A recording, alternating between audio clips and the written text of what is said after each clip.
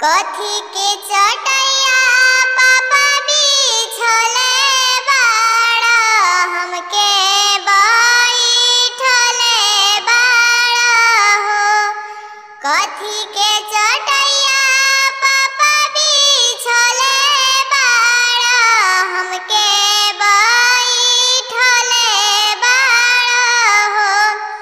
कथी के करजवा पापा बनले बाड़ा हमके बिसरवतार हो। कथी के करजवा पापा बनले बाड़ा हमके बिसरवतार हो।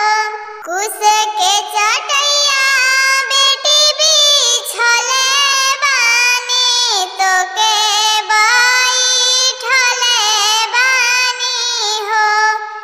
कुश के चटैया बेटी बिछले बानी तोके बैठले बानी हो।